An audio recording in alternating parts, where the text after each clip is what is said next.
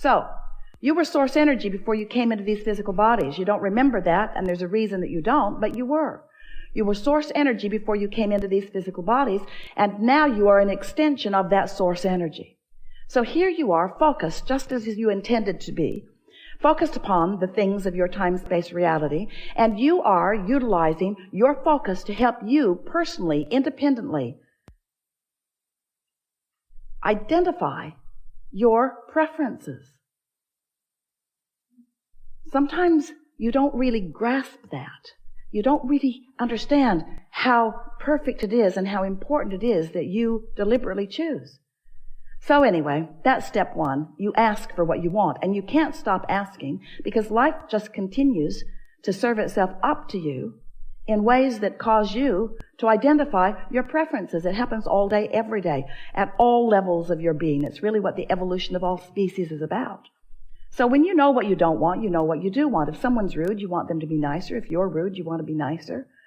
If you're unhappy, you want to be happier. If something's gone wrong, you want it to go right. In other words, if you don't have enough of something you want more of it. It's a very simple equation, not hard for you to figure it out, and you're doing it all day, every day. But what you may not know is that every time, whether you speak it out loud or not, something happens like that, you are launching these vibrational preferences.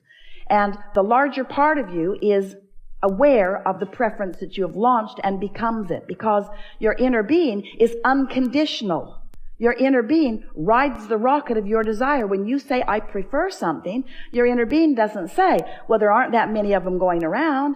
Your inner being doesn't say, well, that's risky business and it's unlikely. Your inner being doesn't say, you don't have the education for that or the money for that or the background for that. When you launch a rocket, a request, a preference, a desire, your inner being becomes a vibrational match to it immediately. And because you are an extension of that inner being who has become a match to it, now you hold the potential of splitting your energy if you don't become a match to it too. You see how it works? When you say, I want that, the source within you says, done. We're there. We've got it. We're a vibrational match to it. Because everything that manifests is first a vibrational frequency. And the source within you will give you this, can more easily match your desires because in the energy stream, it is immediate. In your manifestational world, you've got some bugs to work out of your vibrational frequency. Source doesn't have to work those bugs out because Source already believes in you. Source already knows your value. Source already knows your worthiness. Source remembers why you came and who you are.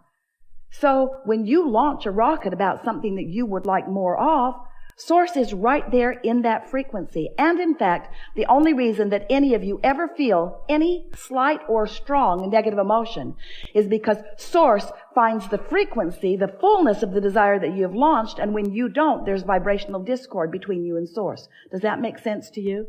If there were ever a way for you to understand that Source exists, it must be in your emotional awareness. Because if there were not someone keenly interested in you and holding a vibrational frequency about you, then you could think anything you want and you would feel no vibrational variance.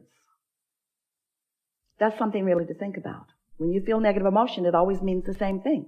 You've got a different opinion about this than Source has about this. And that's something else we really want you to hear. Source does have an opinion about this and this and this and this. Now. Source adores you. When you're mad at yourself, you've got a split going on. There's a gap widening.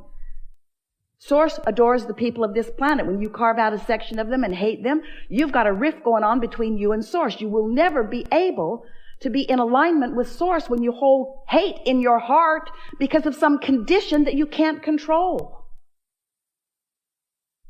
As you get to know Source better through your awareness of what it feels like to be in alignment, you can learn in a matter of days how Source feels about everything that is active on your planet today. You can just give it the emotional test. When you think a thought and you feel love, you can know Source is in agreement with this thought. And when you think a thought and you feel fear, you can know Source is not anything close to an agreement on this thought. So once you get clear about what this emotional guidance system is, then you can get on with what you've come to get on about.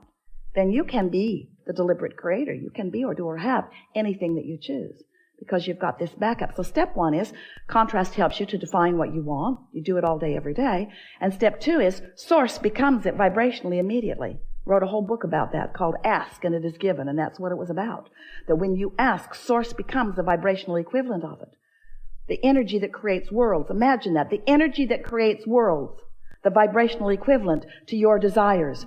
Keeping the light on, keeping the vibration steady, so that anytime you get in the vicinity or away from the vicinity, you'll know where you are in relationship to it. Helps you to zero in on who you really are and what you really want, to become the fullness of all that you are. So your work really is the step 3 part of this 3-step process. Now step 4 process, but step 3 process we talked about for so many years. Ask, source answers, and then you must find a way to become a vibrational match to what you're asking for. In other words, you can't want something and doubt it and get it. You can't want something and be mad that you don't have it and get it. You can't want something and be impatient about it. The flight attendant said, "Thank you for your patience." And Esther said, "You're confused about who." We must be talking about the previous flight because no patience happening here. You can tell by the way you feel whether you are in alignment or whether you are not. So we are eager to talk with you about anything that matters to you. We're going to help you to find some ways, if you want them, to line up easily with who you are and what you want. In some ways, some of the things that we will suggest today, you will stubbornly protest against a little bit because it's just going to seem too simple.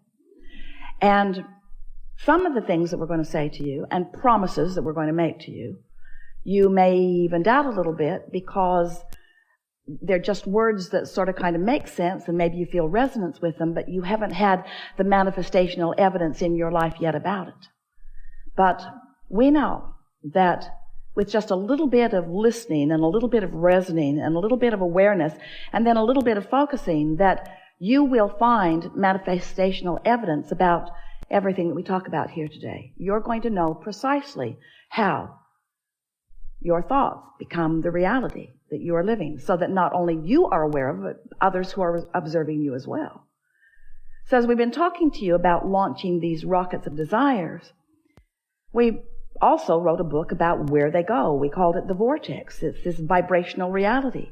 It's this vibrational reality that you cannot yet see or hear or smell or taste or touch. You can feel it emotionally. Well, that's just annoying to people. We spend a lot of time trying to talk you into getting into the vortex where everything you want is. And you were very nice to us. No one ever got up and left the room. Well, just that one guy. But you were interested about the vortex, but you began saying things like, "Okay, so my fortune's in the vortex, Abraham. I want it to come out of the vortex and into my bank. Because it's nice knowing that I've created realities that I can't see yet, or that others can't see, but really, how long can this go on? How long do you think you can keep me hopeful about things that aren't tangible?"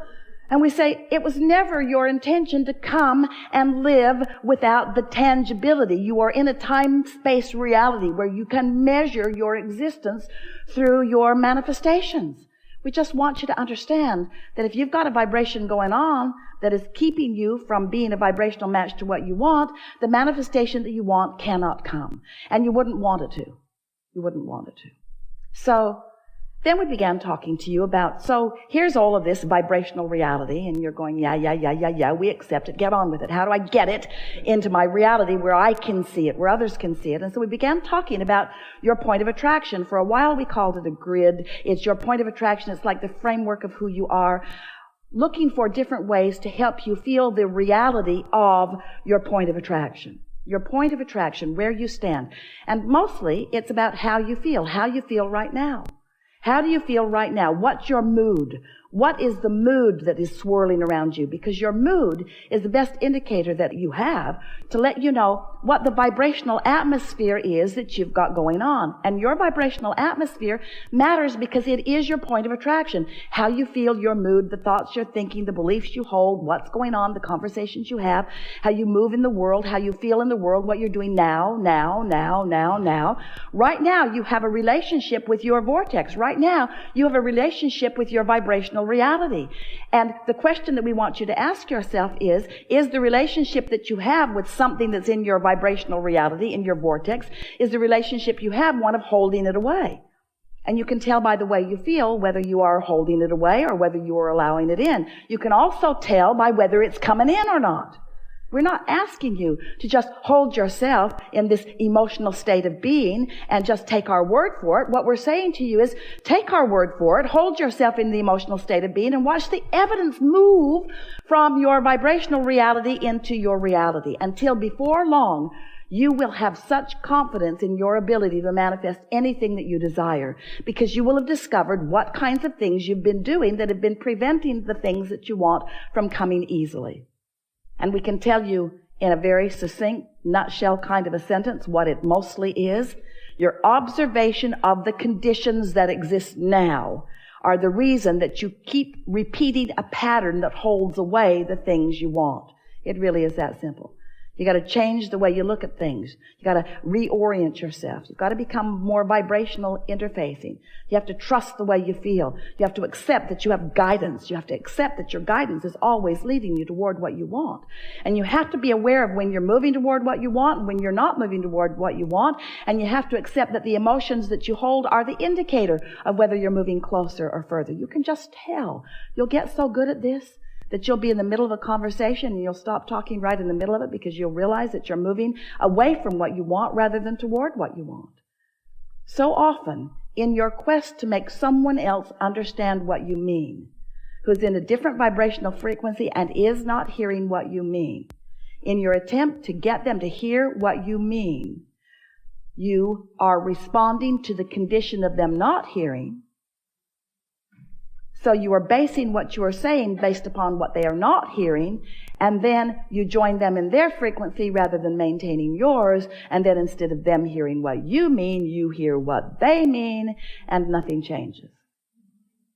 Oh, you got that, didn't you?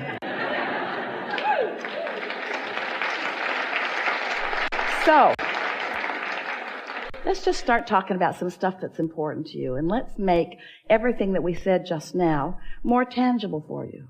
We want you to feel your thoughts becoming manifested. We want you to feel the movement of the vibration into awareness, into emotion, and then into see it, hear it, smell it, taste it, touch it, tangible, manifested stuff, just like you intended. You're not here just to accumulate stuff, but you are here as a masterful creator. You're here to mold the energy. And how your life is playing out is evidence of how you're doing. We have enjoyed this interaction immensely.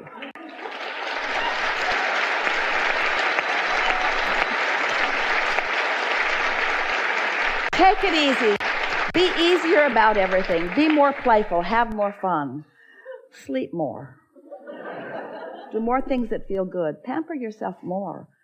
Do things that are more feeling in nature. Get out there where the gardens smell good and look at the ocean that looks good. Do more things that just make it easy for you to feel good in the moment. Make a decision that just for a little while, you're going to take the struggle out of your experience because it isn't working out. And watch what a new decision about ease and alignment and general will bring for you. We speak this to you easily and wholeheartedly and with complete confidence in the wonderful things that are coming to you because we've seen your vortex. We know what you've created. And we can feel the shift in you. And so we know that obvious, measurable improvement is right on your doorstep. And we will revel with you in every realization that you have about it. There is great love here for you. And as always, we remain in your vortex.